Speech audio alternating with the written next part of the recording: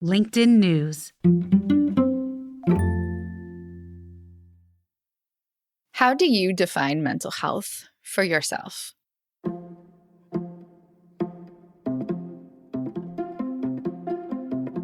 Hey everyone, from LinkedIn News, this is In the Arena, a podcast exploring human potential. I'm Leah Smart, and every week you'll find me right here in conversation with bright minds and brave hearts, learning how we can improve our lives and our world by transforming ourselves. Today, I want to introduce you to Dr. Sherry Walling. She sits at this really cool intersection. She's a clinical psychologist who works specifically with entrepreneurs. Now, you might be thinking, okay, well, what does that have to do with me? I'm not an entrepreneur. But I'd challenge that you are. Since you got on this planet, you've been making decisions for yourself, about yourself. And through adulthood, you are making a series of choices that a creator has to make. As the architect of your life, you're tapping into the entrepreneurial spirit that maintains your personal well-being, your household, your relationships, and your work. Think of your impact starting as a small ripple that works its way outward. Centering your own well-being is for the sake of you, but it's also for the sake of everybody else you encounter. So let's start there. How do you define mental health for yourself?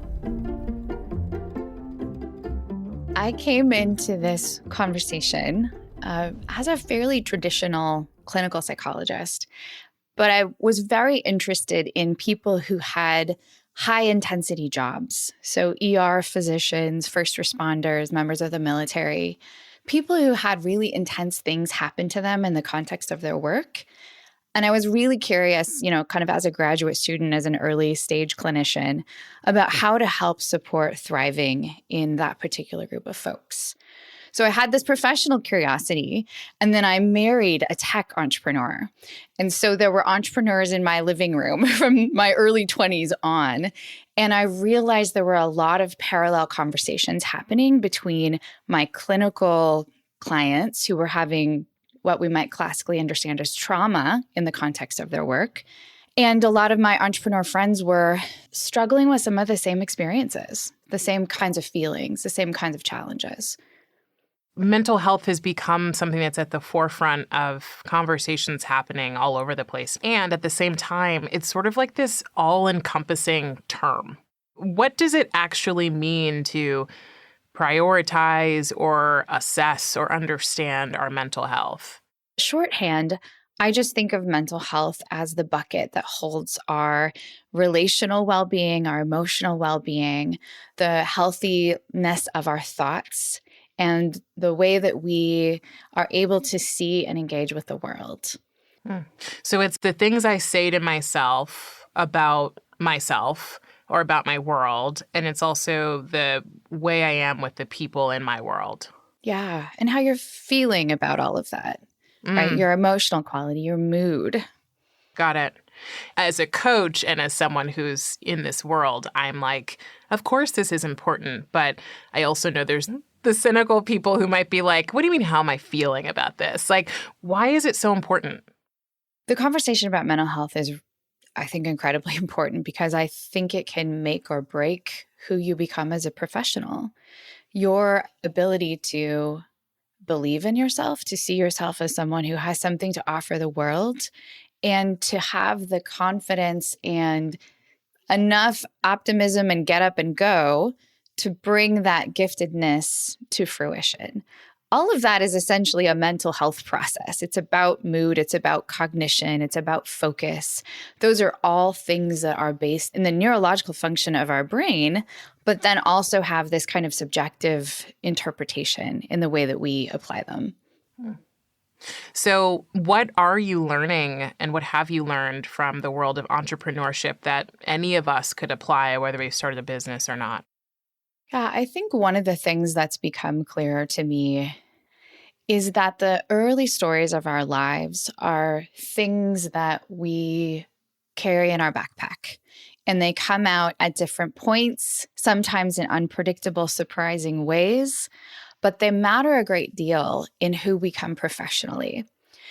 And I say that as somebody who kind of came into my field thinking, I'm not going to be the kind of psychologist that talks to people about their mother. Like, I'm going to be very problem focused and very practical, and we're just not going to worry about that early kid stuff.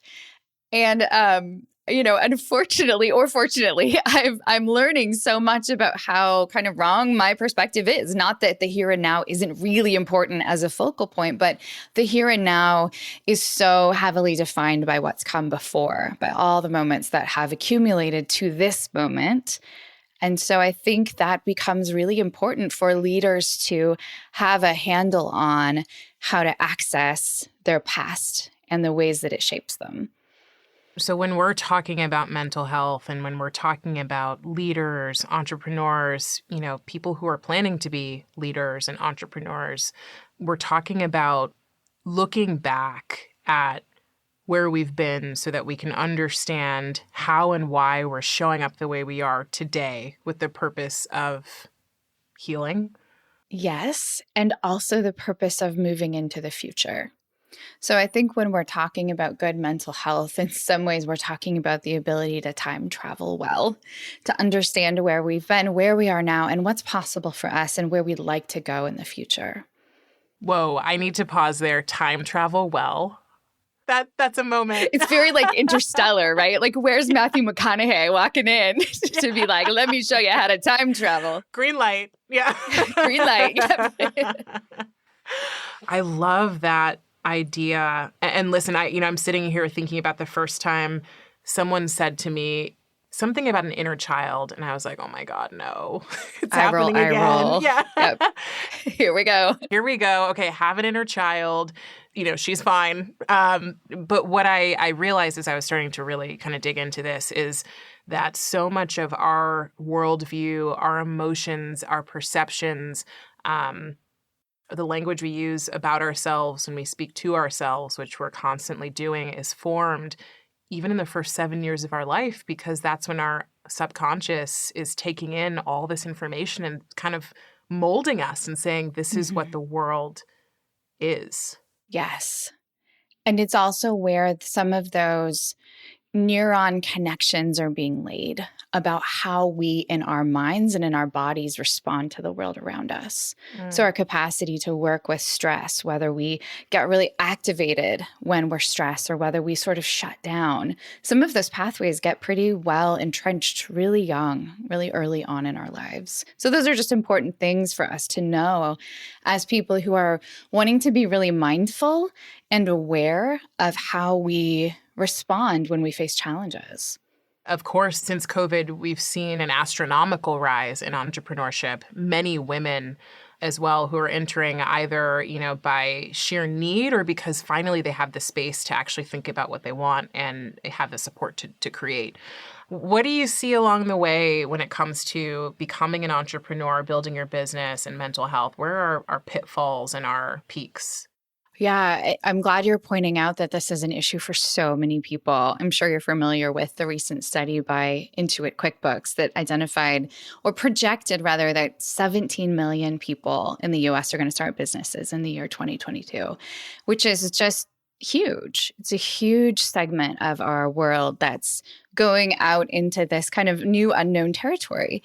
And as a full disclosure, I love being an entrepreneur, but I do think it's really important to tell the truth about some of the highs and lows that people experience on the journey towards entrepreneurship. And one of the things, especially at the beginning, that people may not realize is that you come into your business with a set of skills, right? You're good at something, you have a history of something, whether it's woodworking or cupcake making or whatever it is that you're going to put forth into the world in a form of a business. You're probably pretty good at that. But when you start a business, there's all these other things that maybe you aren't good at yet, right? Accounting, payroll, like figuring out how to hire people, figuring out how to get health insurance for yourself and your employees, all of the nuts and bolts that can be really draining on this exciting dream that you're embarking on. All of a sudden, you're bogged down in logistics and you're bogged down in spreadsheets and the things that maybe weren't your dream. That can be really disheartening and kind of an energy zap right at the beginning. Yeah. You start flying high with this dream of changing the world. And then 2 months in, you're like, wait, I have to, do pivot tables and figure out a marketing Yeah. strategy. And like taxes, like what am I supposed to do? And we know from the literature and burnout that one of the strongest predictors of burnout is the gap between how people spend their time and what's really important to them. So what do we do? Do we outsource everything we don't want to do and kind of move into that strengths-based approach to the work? I don't think that's bad advice. If you can reasonably outsource the things that are kind of the drain on your life force, why not? Double down on what you're good at, double down on where you have that really unique kind of magic, and give yourself over to the things that are most life-giving to you. But the things that other people maybe are better equipped to support you with and advise you on, or pieces of software that are helpful and can do things for you, that tends to be a really great investment to help preserve that energy for you to do the things that most matter. So when you're starting a business and you've got this amazing vision and this dream, what I imagine right now is with, most of the world on social media and everyone trying to get their piece of like the famous pie or the successful pie, that it could be easy to get lost in the world of like, am I successful enough? Have I made it? What advice do you have for people when thinking about like what they actually want versus what social media tells them they're supposed to want or makes them valuable enough? Yeah.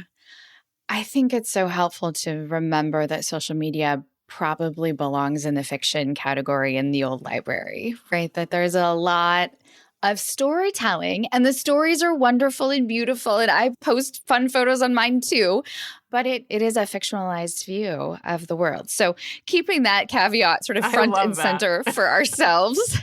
You remember the library when you had to go to sections according to what kind of book you wanted? Yeah. I was always in fiction. Me too, right? A Wrinkle in Time, please. I'd like to read it for the 18th time. So once we acknowledge that, then we are back to holding our own reality for ourselves. And I think one of the things about success is that many of us think about it as a binary, as a, yes, I'm successful or no, I'm not. And of course, it isn't. That's sort of a false dichotomy that we are always working towards success when we're growing, when we're advancing, when we're getting back up from failures. And when people set goals that are, those big, hairy goals that we like to talk about, the things that we dream of, that we visualize, that we want to pursue, go for it, do that. But also set yourself lots of little stair-step goals along the way so that you are more in touch with this sense of becoming who you want to be as an entrepreneur rather than arriving at a place. One of the things that I have learned so much about working with entrepreneurs who are further along in the journey is that people get to this place where their companies are going public or they're selling their business and they're having these, big giant exits, and it's supposed to be the arrival. And those folk really often experience a lot of depression, a lot of lostness, because they've gotten to this place of success and they don't know what to do. What's next? Who am I now? They've put everything into this one benchmark in their lives. And so I think the more that we understand that there are many arrivals, there are many successes, and that they are emerging over time along the way, the better we are and the more flexible we are in our mental health and sort of our understanding of what it is we're doing in our business. I love this concept of many arrivals. And I talk about the idea of the progress principle a lot because it's been something that's helped me along my own journey. One of my teachers said to me at one point, effort is your currency. Like, stop making the end goal your currency. Your effort is your currency. And I got really annoyed. I was like, yeah, effort's my currency, but I have goals, right? And what I learned once I processed that was that the thing that connected the dots for me between, pushing towards this arrival versus becoming was gratitude. And it wasn't expected. It was something that I had never really spent time with, but I started doing daily 3 good things. And it has completely transformed the experience such that, like, when I've arrived at certain points and people have said, oh my God, you must be so excited. I was like, yeah, I'm excited, but I actually have been celebrating along the way. Yeah. I love that framing. And certainly gratitude is a really core ingredient to that celebrating all along the way. Maybe another ingredient I might add to the mix is the concept of play. That when we are bringing playfulness to our work, to our life in all of the different capacities, that it feels less like effort toward an end, but this real kind of lightness and curiosity and playfulness that is part of the whole process. And the more that we can bring play in, I think the less that we feel the strain of just the muscly effort. When I'm thinking about what I want to do during the day, laughter is always at the top of my list because I think it's so important. And I also think, becoming an entrepreneur or becoming any type of public figure, there's this sort of giving over of self. And you talked about this in an episode of your show about Simone Biles and what we could learn from her choosing to step out of the Olympics. And what I loved is that you said, as a public figure, we decide she's no longer an individual and that she kind of belongs to the collective. She belongs to us and she owes us something.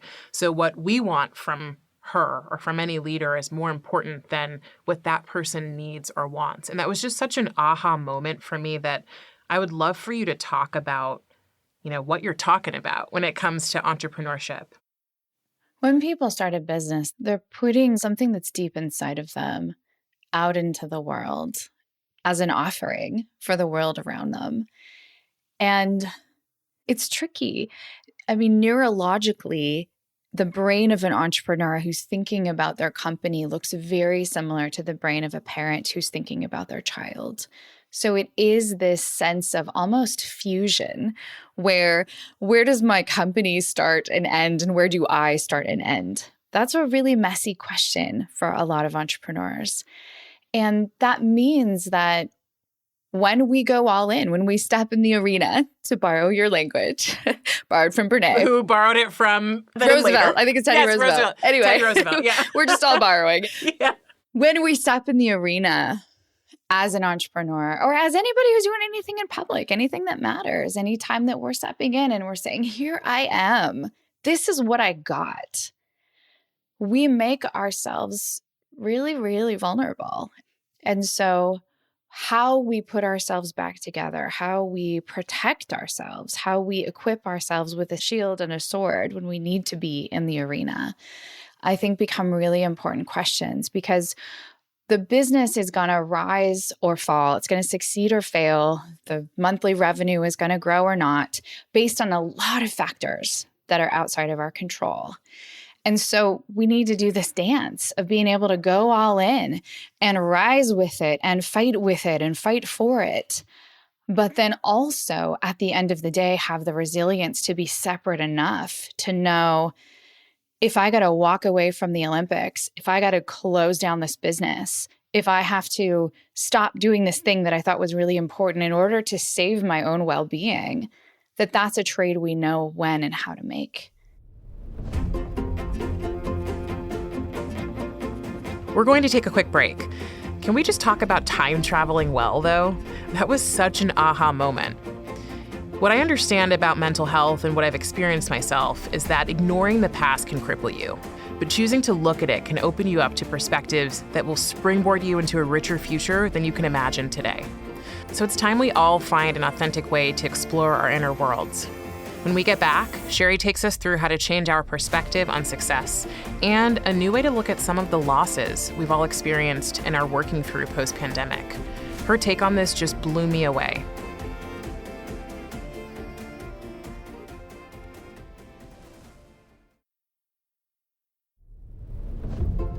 And we're back with clinical psychologist and author Sherry Walling.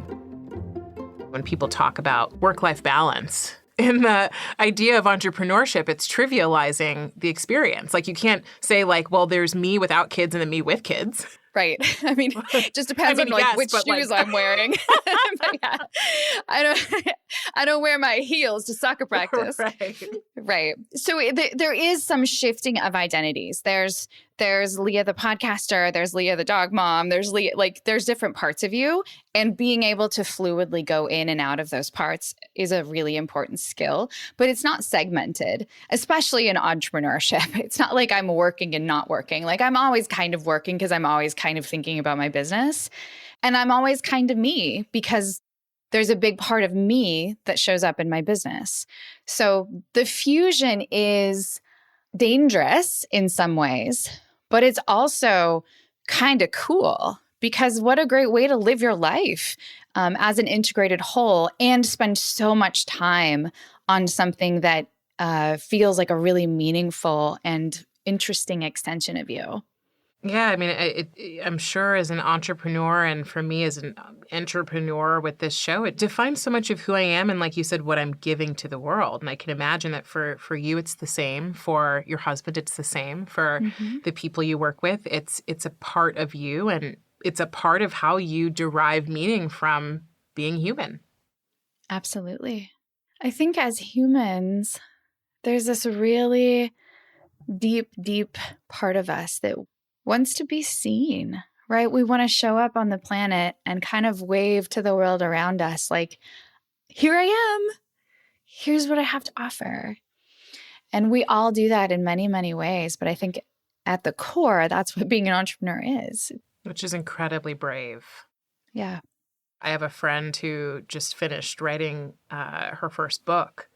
And she showed me the cover the other day. And we were just talking and I was like, this is incredible. I don't even think, people realize how many people don't do this. When you get into this world of being an entrepreneur or being a writer or being something public, the things that begin to feel small are really huge to people who have it inside of them, but would never have the courage to do it. Yeah. And I hope we never lose that sense of honor for what it is that we put together, whether that's forming a business, starting a podcast, having a child, whatever it is that we're making and pouring ourselves into in the world, I think is sacred and it's profound. And it costs a lot of us, which is why the conversation around mental health is important, but it's such a worthy task and it's such a worthy thing to put effort toward. I want to comment too on the fact that, I'm a millennial and I don't have kids yet. And there's this interesting perspective that I see from people when they understand how much I do put into my work instead of putting it towards having a kid, and maybe assumptions that they make. And so you sort of just connected dots for me too of like, no, I did have a kid. Oh, yeah.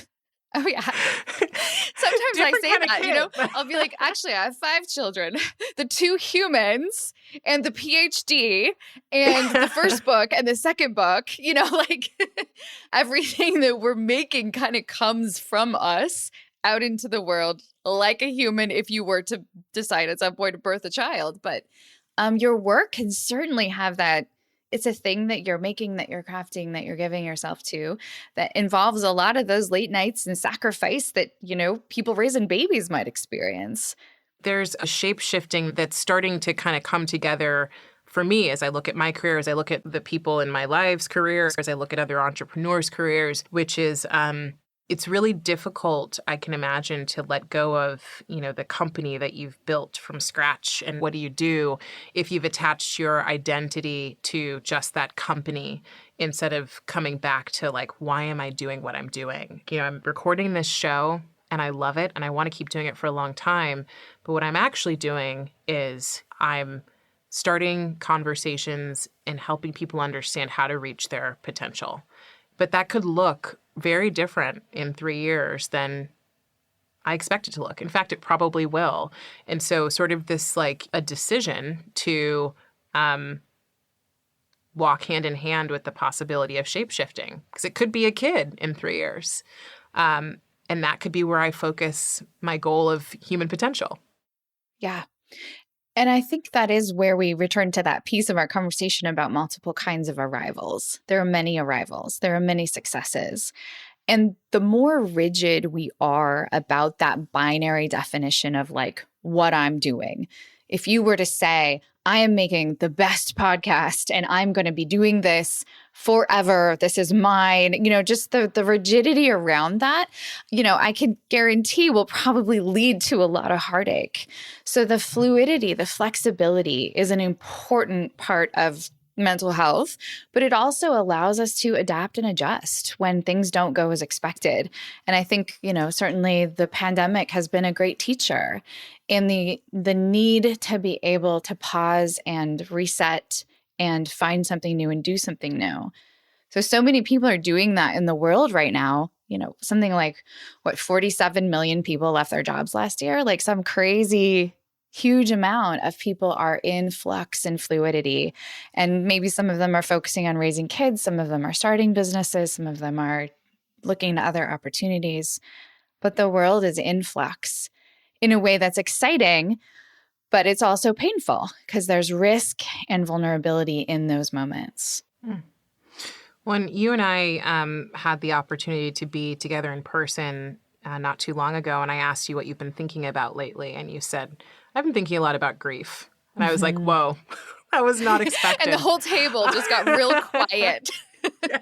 Wait a minute. Me and you are two people who are probably really comfortable, just like, sure, let's go there. Go into the depths. Yeah. Yeah. But, it piqued my interest because all of us have lost something in the last 2 years. It may not even be a person or a relationship. It could be something we can't even put our finger on.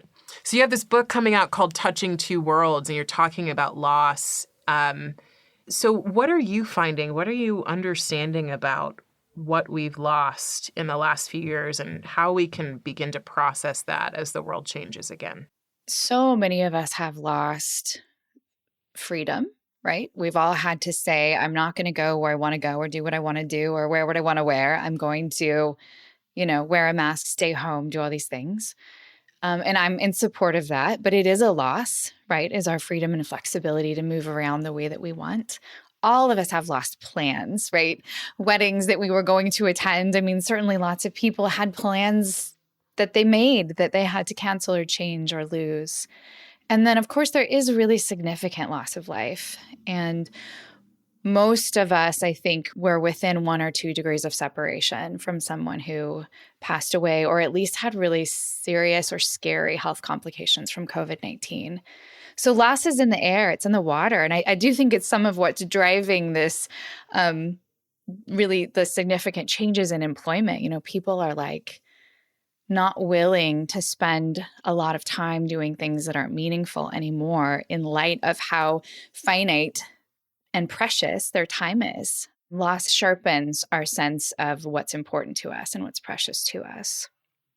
And so my new book is really an exploration of loss. It's part memoir as I reflect on some of my own personal losses, but then I'm also wearing my clinical psychologist hat and my role as coaching and supporting high-functioning folks who, are not exempt from hard things. So thinking about what are the tips and strategies and tools that help to ground us when the world around us feels really unsteady or unpredictable, or what are the things that help us to connect when our capacity to feel close and connected feels inhibited or broken. I think it's a really brave topic to broach. I think any hard topic's a brave topic to broach because, you go in knowing that people are going to be a little scared and may not want to look at it. It's odd to connect business and grief, right? So when you said entrepreneurship and grief, I was like, wait a minute. Can we prepare ourselves? As 17 million people apply for, to start their own businesses in the next year, can we prepare ourselves for loss and for grief? I think conversations like this are a really important bridge. My book is called Touching Two Worlds because it's, in some ways, my reflection on being part of the world of death and loss and grief, this sort of shadowy world, and also the world of these really alive people, the aliveness of the companies that I work with that are growing and building, the aliveness of my children who are growing and becoming. And so finding ways to have touch points in both worlds, I think, is important for all of us. So as business leaders, as professionals, to become fluent in grief, because it is one of those universals.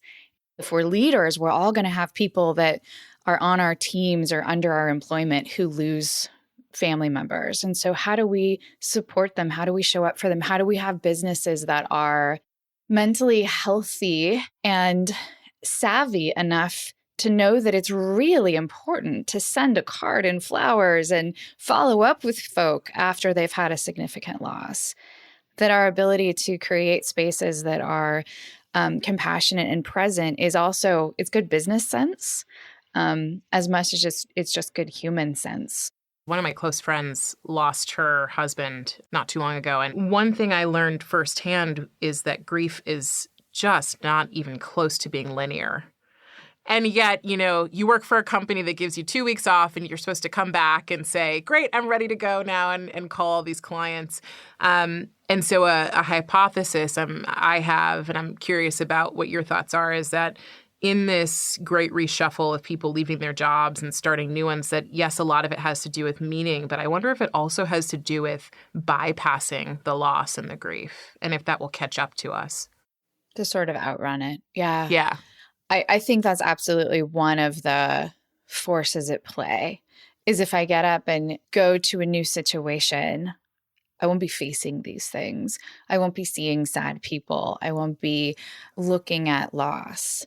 And I think you're right that there's no outrunning it. Going to a new company, you're just entering a different story because everyone in the world has been impacted. Yeah, I think there's lots of factors at play with that. And I think a lot of them are grief related, whether we're trying to bypass it or whether we're listening to it and it's showing us that the things we've been doing maybe aren't as important as we thought they were and we want to do something else. There's lots of ways that I think grief is maybe one of those foundational drivers of the great reshuffle. Yeah, so what advice do you have for people who are curious about exploring their grief and what's on the other side of grief to get them excited about it? Yeah. If possible. Here's my pitch for grief. Jazz hands. Give me the elevator pitch. Yeah. Oh, one of the phrases that has been so meaningful, especially recently, is this phrase in and through. In and through. That when we are working with loss, there's no way around. There's only the in that goes to the other side. And I do think that grief is, at its heart, it's an expression of love. It's a love story. When you are thinking about maybe someone that you've lost and you give yourself the time and emotional space to linger with their memory, to write about them, to put up their photo, to keep, objects around your home that remind you of them. It's sad. It might bring those tears to the surface as you remember, but it's so loving and it's so present. And I think it makes your heart bigger and stronger when you can contain sadness and love together, or when you can contain the reality of loss and death alongside the bigness and the beauty and the aliveness of yourself and of your family and of those who are still around you. So grief is a worthwhile practice because it's loving, because it honors those who've passed on. But I think it's also good for us. It's good for us to face and to go in and to go through and to tell the fullness of what someone has meant to us and who we are because of our interactions with them. All right, Dr. Sherry, I want to hear your 3 big answers. So I'm going to have you complete these statements. Better humans are. Playful. Better work is. Thoughtful. And a better world has. Kindness. Love it. Thank you so much for joining me. I loved the conversation. Thank you so much for having me. That was Dr. Sherry Walling, entrepreneur psychologist and author of the new book, Touching Two Worlds. If you're starting something up or charting a new course in life yourself, I also highly recommend checking out her podcast, Zen Founder. I hope it brings you some mental peace and clarity. One big thing before we go. Well, really, it's 3 quick things that I can't help but make sure landed for you in the way they landed for me. Prioritizing your mental health is about time traveling well through your life. The idea of many arrivals helps you maintain your well-being, which includes mind, body, and soul. They are all connected. And finally, grief can be deeply painful, but it's also a love story. If today's show helped you on your journey, leave us a rating before you go. And even more helpful, write a quick review. It helps other listeners like you find this show and grow with our community. You can also find me on LinkedIn, writing about human potential. Send me a quick message. Let me know how it's resonating. I'd love to chat. In the Arena is a production of LinkedIn News. The show is produced by Michelle O'Brien with help from Jordan Dahl and Kirsten Peterson. Joe DeGiorgi mixed our show. Florencia Iriando is head of original audio and video. Dave Pond is our technical director. Dan Roth is the editor-in-chief of LinkedIn. And I'm Leah Smart. Thank you so much for coming on the journey with me, and I'll see you next week.